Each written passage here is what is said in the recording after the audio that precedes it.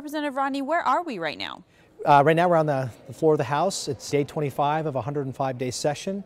Things are moving fast and furiously with bill introductions and committee work, and there's a lot of activity going on down here in Olympia. Tell me a little bit about the dynamics of the legislature this year and how they're different from past years and how you see that playing out.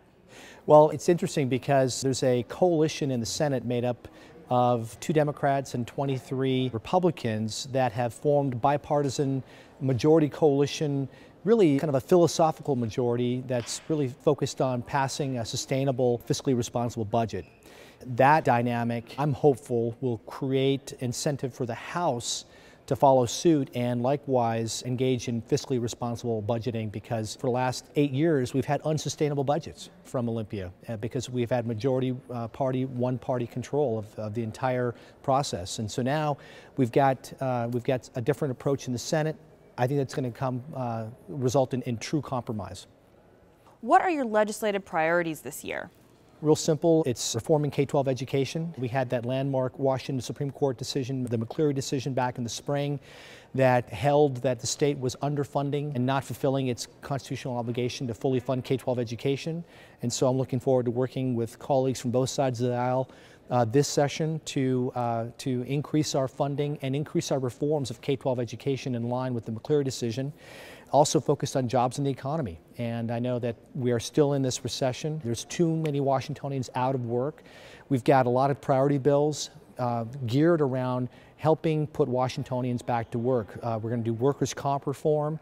The Senate just passed a series of 3 bills a few days ago that will reform our workers' comp system and make it less expensive on employers so we can hire more people. We want to do some work around permitting and permit reform and making sure that permits are issued within a set time frame of 90 days to give certainty to businesses.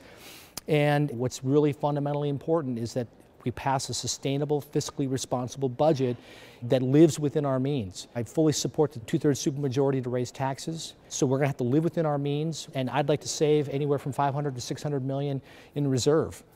So, you know, if we can do a responsible, priorities-based budget of about $32.4 billion and have $600 million in reserve, that to me is a sustainable, fiscally responsible budget.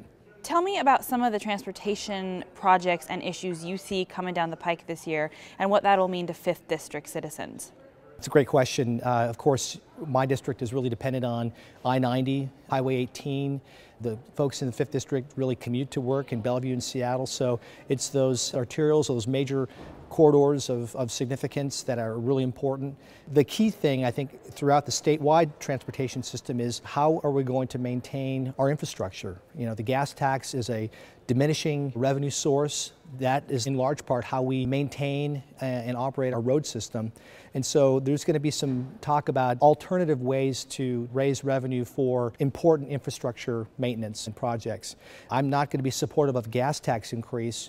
I think we can reform a lot of things first in terms of you know, there are significant cost drivers in our transportation system. Why do projects cost so much? Environmental permitting, prevailing wage adds significant cost to our transportation projects. So I think we need to look at reform first before we go to new revenue.